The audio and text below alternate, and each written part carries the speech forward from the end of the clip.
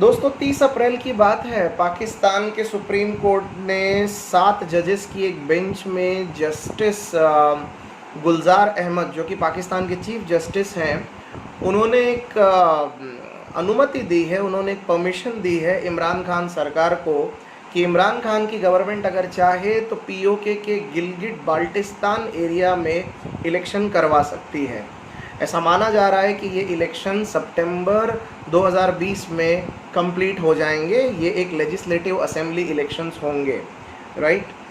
अब भारत को जब ये बात पता चली कि पाकिस्तान गिलगिट बाल्टिस्तान के एरिया में इलेक्शन करवाने वाला है, भारत के मिनिस्ट्री ऑफ एक्सटर्नल अफेयर्स यानी विदेश मंत्रालय ने तुरंत एक डी मार्च इशू किया है। डी मार्च DEMARCH ये इशू किया और हमने एक मेल भेजा है पाकिस्तान के हाई कमीशन को, जो कि नई दिल्ली में है, और उनको ये बताया है कि पाकिस्तान इस तरह का कोई भी काम गिलगिट बाल्टिस्तान के एरिया में ना करे, क्योंकि वो एरिया गिलगिट बाल्टिस्तान का एरिया जम्मू कश्मीर के पीओके रीजन में आता है और पीओके अभी भी एक विवादास्पद ज़मीन है, एक डिस्प्यूटेड लैंड है, जिसके ऊपर अभी भी UNSC रिजोल्यूशंस के मुताबिक नतीजा आना बाकी है। तो दरअसल ये मामला क्या है, आखिर पीओके रीजन क्या है, आखिर ये गिलगिट बाल्टिस्तान का इशू क्या है। पाकिस्तान अगर ये डिस्प्यूटेड लैंड पर इलेक्शन करवा रहा है तो क्या पाकिस्तान उस ज़मीन को अपनी ज़मीन मानता है? भारत को गिलगिट बाल्टिस्तान में कराए गए इलेक्शन से क्या प्रॉब्लम है? ये सारी बातें जानने के लिए आज है हमारा ज्ञानबाजी स्पेशल एपिसोड नंबर 4। मैं हूँ निखिल और आप सबका ज्ञानबाजी में स्वागत है। तो दोस्तों, आज हम बात करने वाले हैं कि गिलगिट बाल्टिस्तान का ये इशू दरअसल क्या है, राइट। मैं दावा करता हूँ कि आज का ये पार्ट अगर आपको समझ में आ गया तो ऐसे बहुत से ग्रुप डिस्कशंस में और इंटरव्यू में आपको इतनी मदद मिलेगी कि आप हर एक बात को बहुत अच्छे से जोड़ पाएंगे, आप हर एक सवाल का बढ़िया जवाब दे पाएंगे। आपकी कॉम्पिटिटिव एग्ज़ाम बैंकिंग की हो, चाहे SSC की हो, चाहे रेलवे की हो, चाहे UPSC की ही क्यों ना हो, आपको इस तरह के इश्यूज़ के ऊपर अपने विचार ठीक से समझाते और बताते आने चाहिए। तो चलिए विदाउट वेस्टिंग टाइम शुरू करते हैं। पहले मैं आपको ज़रा बैकग्राउंड बता देता हूँ कि ये मसला क्या है। ओके, तो दोस्तों ऐसा है कि भारत को आज़ादी मिली थी 1947 में, जैसा कि आप सब जानते हैं।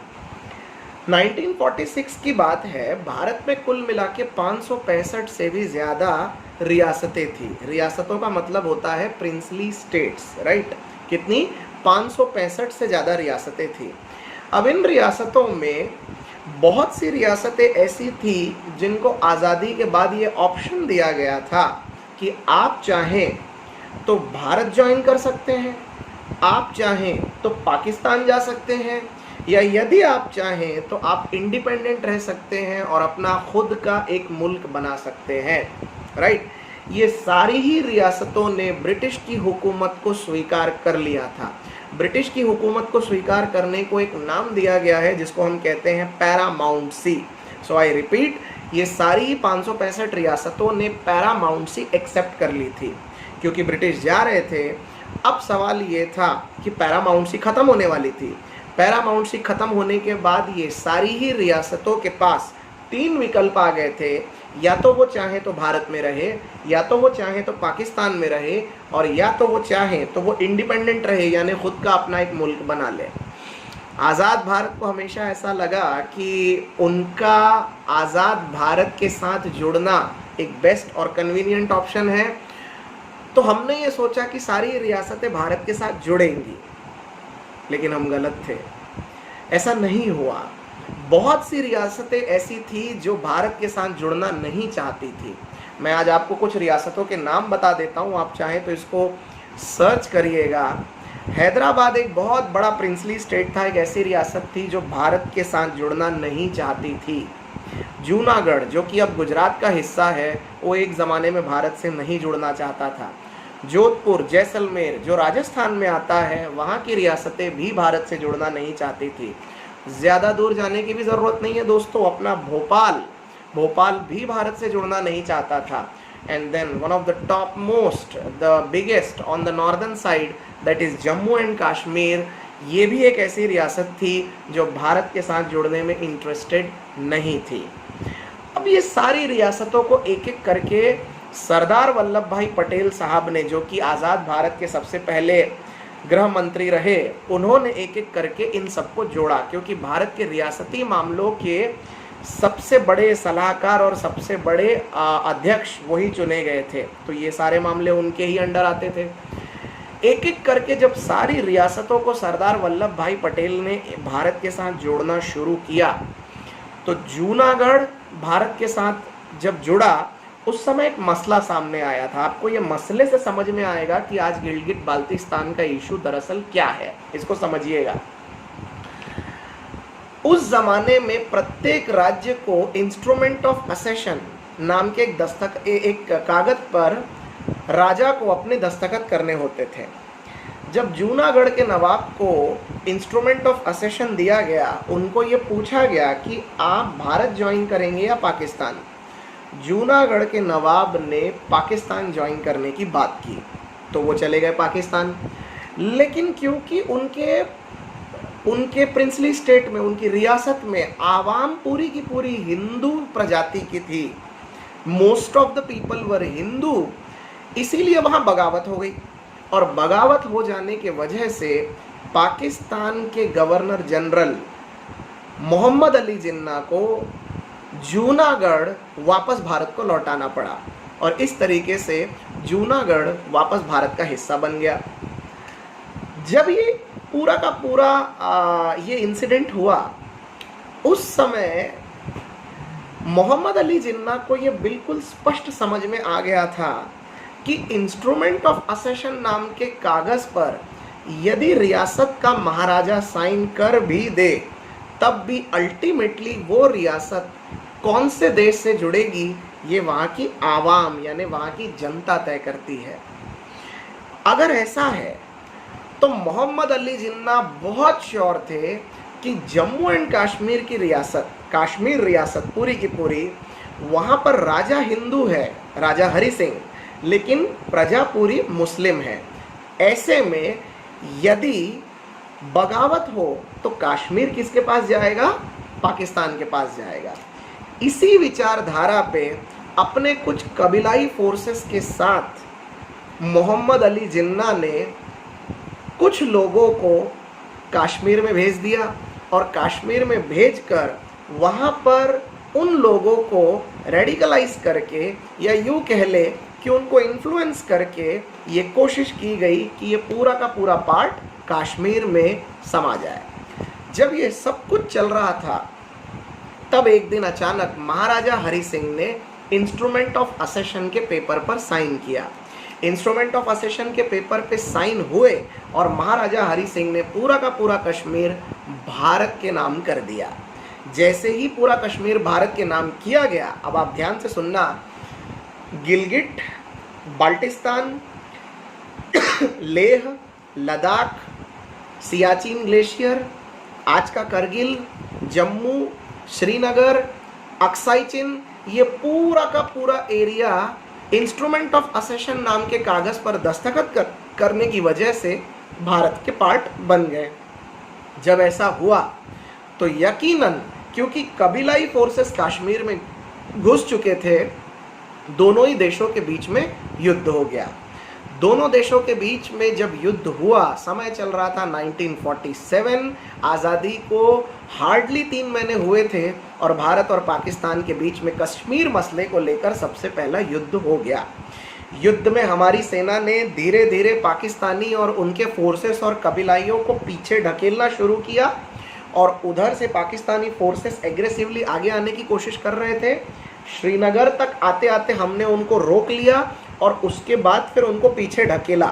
पीछे ढकेल देने के बाद ये मामला चला गया, अचानक से जवाहरलाल नेहरू की अगुवाई में ये मामला चला गया यूनाइटेड नेशंस में, और यूनाइटेड नेशंस ने भारत और पाकिस्तान के बीच कश्मीर समझौते का एक रिजोल्यूशन 47 तैयार किया, और उस रिजोल्यूशन 47 में ये तय किया गया कि कश्मीर भारत को मिलेगा या पाकिस्तान को मिलेगा, इसका फैसला वहाँ की आवाम करेगी, वहाँ की जनता करेगी। और कैसे करेगी? जनता इसका फैसला करेगी पब्लिक रेफरेंडम के द्वारा। आप ये वर्ड जरूर याद रखना, पब्लिक रेफरेंडम। इसे पॉलिटिक्स की भाषा में प्लेबिसाइट कहा जाता है, PLEBISCITE, प्लेबिसाइट। अब प्लेबिसाइट कराने के लिए शर्त ये रखी गई कि सबसे पहले पाकिस्तान अपने कबीलाइयों को पीछे हटाएगा, उसके बाद पाकिस्तान अपनी आर्मी को पीछे हटाएगा। जब कबीलाई और आर्मी ये दोनों पीछे हट जाएंगे तब भारत अपनी आर्मी को पीछे हटाएगा और बिना किसी दबाव के, बिना किसी आर्थिक और मिलिट्री दबाव के पब्लिक के बीच में वोटिंग कराई जाएगी और वोटिंग में लोग जैसा वोट की प्रतिक्रिया देंगे उस हिसाब से कश्मीर उस देश को दिया जाएगा। ये रिजोल्यूशन में लिखा हुआ है और उस पर पाकिस्तान के प्रधानमंत्री और भारत के प्रधानमंत्री दोनों के दस्तखत हैं। अब ये था इतिहास। अब चलते हैं 4 दिन पहले जो घटना हुई उस बात पे, ज़रा ठीक से समझने की कोशिश करिए। आज कश्मीर के 3 टुकड़े हो चुके हैं दोस्तों, इसको प्लीज़ ध्यान से समझना। हमारा जो कश्मीर है, मैं आपको जस्ट ठीक से ये समझा देता हूँ। लेफ्ट हैंड साइड में कश्मीर का टॉप का जो पोर्शन है वो बन चुका है POK, पाकिस्तान ऑक्यूपाइड कश्मीर। ये वो हिस्सा है जो 1947 के युद्ध में कबीलाइयों ने और पाकिस्तान की आर्मी ने भारत में कब्जा करके छीन लिया था। आज पूरे कश्मीर का 37% हिस्सा POK का है। उसके बाद सेकंड नंबर पर आ जाता है हमारा कश्मीर, जो कि भारत के पास है, जिसमें जम्मू, श्रीनगर, लेह, लद्दाख ये सारी चीज़ें आती हैं, सियाचिन ग्लेशियर, कारगिल वगैरह। ये पूरा का पूरा पोर्शन 43% ऑफ टोटल कश्मीर है, राइट, 43। और POK कितना है? 37। तो 37 और 43 कितना हो गया? 80%। अब बच गया बाकी का 20। तो राइट हैंड साइड में थोड़ा और आगे जाएंगे तो बचा हुआ 20% उसको बोला जाता है अक्साई चिन। अक्साई चिन ये पोर्शन 1962 के युद्ध में जब जवाहरलाल नेहरू भारत के प्रधानमंत्री थे तब हमारा चीन के साथ युद्ध हुआ था और चीन के हाथों हमने ये 20% पोर्शन गंवा दिया, राइट। इस तरह से कश्मीर के ये पूरे 3 टुकड़े हैं। अब बात करते हैं POK की। POK का वो पोर्शन जहां पाकिस्तान अभी इलेक्शन करवाने की बात कर रहा है, उस POK के पोर्शन में गिलगिट और बाल्टिस्तान का एक बहुत बड़ा रेंज आता है जिसमें कई सारे डिस्ट्रिक्ट्स हैं। गिलगिट बाल्टिस्तान का एरिया पर्वतों से घिरा हुआ है, बहुत सारे लेक्स हैं, कुल मिलाकर 28,000 स्क्वायर किलोमीटर का एरिया है दोस्तों। वो गिलगिट बाल्टिस्तान के ठीक नीचे पाकिस्तान का बनाया हुआ आज़ाद कश्मीर है, जिसे पाकिस्तानी AJK कहते हैं साउथ पार्ट में। गिलगिट बाल्टिस्तान के ठीक ऊपर नॉर्दर्न पार्ट में अफगानिस्तान बॉर्डर है। गिलगिट बाल्टिस्तान के पूर्व साइड में चाइना है और गिलगिट बाल्टिस्तान के साउथ ईस्ट साइड में हमारा भारत है। अब ये गिलगिट बाल्टिस्तान एक विवादास्पद जगह है क्योंकि 1947 के युद्ध में POK का पूरा पोर्शन जो पाकिस्तान ने छीन लिया, उसका अंतिम फैसला कैसे होना है मैंने आपको ऑलरेडी बताया, पब्लिक रेफरेंडम यानी प्लेबिसाइट के थ्रू। लेकिन अब पाकिस्तान अपनी कुछ गुस्ताखियों से, जो कि वो कभी वाजिब नहीं आता, कभी बाज नहीं आता, उसने वहाँ पर इलेक्शंस कराने की एक बहुत बड़ी पहल की है। पाकिस्तान में कुल मिलाकर 4 प्रोविंस हैं, यानी 4 राज्य हैं। पाकिस्तान पूरी कोशिश कर रहा है कि गिलगिट बाल्टिस्तान जो POK के अंदर आता है उसको वो अपना 5वां राज्य घोषित करे। ठीक सुना दोस्तों आपने, वो वहाँ पर अपना 5वां राज्य बनाना चाहता है, राइट। और मज़े की बात ये है कि पाकिस्तान के सुप्रीम कोर्ट के चीफ जस्टिस गुलजार अहमद साहब ने 7 जजेस की बेंच में 30 अप्रैल को अपने एक फैसले में ये बोल दिया कि अगर इमरान खान सरकार चाहे तो गिलगिट बाल्टिस्तान में वो चुनाव करवा सकती है। ये चुनाव सितंबर में संपन्न हो सकते हैं। अब जैसे ये बात पता चली, भारत के तरफ से तो प्रतिक्रिया आनी ही थी क्योंकि हमारे लिए ये इम्पॉसिबल है। कश्मीर का मसला is like setting everything on stones. तो दुनिया हमें कुछ भी समझाए, कश्मीर भारत का एक अभिन्न हिस्सा है और भारत उसको बिल्कुल गंवाना नहीं चाहेगा। विदेश मंत्रालय ने बहुत बुरी तरह से इसके ऊपर रिटेलिएट किया और एक डीमार्श इशू जारी किया है। DEMARCHE, Marsh. ये इंग्लिश का एक अच्छा शब्द है, कभी आपको वोकैबुलरी में ये पूछा जा सकता है। इसका मतलब होता है कि एक राजनीतिक पहल करना, एक पॉलिटिकल इनिशिएटिव लेना किसी चीज़ का प्रोटेस्ट करने के लिए। तो भारत ने वो शुरू कर दिया है और भारत का कहना ये है कि सबसे पहले पीओके का पूरा एरिया जो कि पाकिस्तान ने ज़बरदस्ती अपने कब्जे में करके रखा है, उन एरियाज़ को पाकिस्तान खाली करे। दूसरा, पाकिस्तान को कोई संवैधानिक हक नहीं है कि वो वहाँ पर चुनाव करवाए। और तीसरी बात, जितना जल्दी हो सके पाकिस्तान अपनी आर्मी वहाँ से हटाए और वो पूरा का पूरा एक ऑटोनॉमस एरिया जिसको पाकिस्तान ने अपने कब्जे में रखा है उसको स्वतंत्र करे।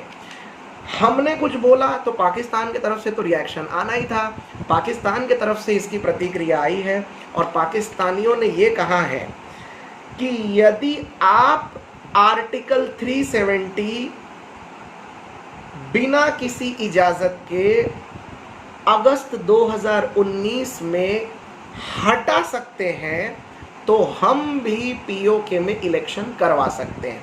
ये उनका स्टेटमेंट आया। बताइए, मजाक कर रहे हैं बिल्कुल। तो उन्होंने बोला है कि आर्टिकल 370 जो कश्मीर से हटाया गया वो भी यूनाइटेड नेशन सिक्योरिटी काउंसिल के रिजोल्यूशन के खिलाफ था और भारत ने ये ज़बरदस्ती किया। तो जब भारत ऐसा कर सकता है तो हम भी ऐसा कर सकते हैं, राइट। और अब ये पूरा का पूरा मामला बुरी तरह से उलझ चुका है, राइट। अच्छा, इसमें एक मज़े की बात और है। इससे पहले कि आप इसके ऊपर कोई डाउट पूछें, मैं आपको बता देता हूँ। दोस्तों, आप ये भी सोचिए कि पाकिस्तान के सुप्रीम कोर्ट को अधिकार कहाँ से मिला कि वो पीओके के बारे में कोई भी फैसला कर सके। ये भी बड़ा दिलचस्प है। किसी भी देश के सुप्रीम कोर्ट का अपना एक दायरा होता है। अगर हम बॉम्बे हाई कोर्ट की बात करें तो बॉम्बे हाई कोर्ट का ज्यूरिसडिक्शन का दायरा क्या होगा? केवल महाराष्ट्र। राजस्थान हाई कोर्ट के ज्यूरिसडिक्शन का दायरा क्या होगा? केवल राजस्थान। भारतीय सुप्रीम कोर्ट के ज्यूरिसडिक्शन का दायरा क्या होगा? केवल भारत। वैसे ही पाकिस्तान के सुप्रीम कोर्ट का दायरा क्या होना चाहिए? केवल पाकिस्तान। लेकिन पाकिस्तानी सुप्रीम कोर्ट ने साल 2018 में अपने ही कोर्ट में एक केस में उन्होंने खुद ही ये फैसला लिया कि आज के बाद पीओके से संबंधित किसी भी प्रकार के मसले में वो ज्यूरिसडिक्शन रखेंगे और वो पूरा का पूरा पाकिस्तानी ज्यूरिसडिक्शन यानी पाकिस्तानी सुप्रीम कोर्ट के ज्यूरिसडिक्शन में आएगा और वो उसके ऊपर फैसले सुना सकते हैं। और पाकिस्तानी सुप्रीम कोर्ट ने ये फैसला सुनाया है कि वहाँ पर वो इलेक्शन करवाने वाले हैं। मुझे लगता है कि अपने आप में आने वाले दिन में बहुत बड़ा पेचीदा प्रॉब्लम बनने वाला है, क्योंकि इतना आसान नहीं है। इस वक्त पाकिस्तान में पेंडेमिक फैला हुआ है, पाकिस्तानी सरकार ऑलरेडी क्राइसिस में जूझ रही है। कोशिश तो ये होनी चाहिए थी कि इमरान खान सरकार अभी इस वक्त अपने लोकल्स पे ध्यान दे, अपने लोगों पे ध्यान दे, लोगों की आर्थिक मदद पे ध्यान दे, जॉब लॉसेस पे ध्यान दे और पेंडेमिक से बाहर निकलने की कोशिश करे। लेकिन बावजूद इसके इस तरह की राजनीतिक और भौगोलिक हरकतें पाकिस्तान के तरफ से होती रही है और हमारे लिए इसमें कुछ भी नया नहीं है। हालांकि पाकिस्तान को नसीहत देने का मेरा कोई इरादा नहीं था इसमें, हाँ, लेकिन इतना ज़रूर है कि जिस तरह से वैश्विक महामारी इस वक्त दुनिया में फैली हुई है, पाकिस्तान के लिए दूसरी भी चीज़ें प्रायोरिटीज़ पे थी। बहरहाल भारत ने इसका एक कड़ा जवाब देते हुए ये कहा है कि पीओके वाले मसले पर किसी भी तरह की कोई भी दखल अंदाजी हम सहन नहीं करेंगे। अगर ये मसला आगे बढ़ा और पाकिस्तान इस मामले में पीछे नहीं हटा तो ट्रस्ट में दोस्तों, शायद युद्ध की परिस्थितियां बन सकती है। और इस वैश्विक महामारी में जहां हमारी जीडीपी इस कदर नीचे जा चुकी है, नौकरियों के बेहाल चालू है, क्या वाकई में भारत किसी युद्ध के लिए तैयार है? क्या वाकई में पाकिस्तान किसी युद्ध के लिए तैयार है? क्या इन दोनों देशों को राजनीतिक मुद्दों को इस वक्त बाजू में रखकर अपने देश के बारे में नहीं सोचना चाहिए? क्या ये ज़रूरी नहीं है कि इस वक्त लोगों की जान बचाने के ऊपर सरकार को ज़्यादा काम करना चाहिए, आर्थिक स्थिति को मजबूत करने के ऊपर ज़्यादा काम करना चाहिए? जवाब आपको तय करना है और आपको मुझे कमेंट्स थ्रेड में बताना है। आज के ज्ञानबाजी में आपके लिए केवल इतना ही। उम्मीद करता हूँ कि आपको इसमें सोचने के लिए बहुत कुछ मिला, समझने के लिए और जानने के लिए भी काफ़ी कुछ मिला।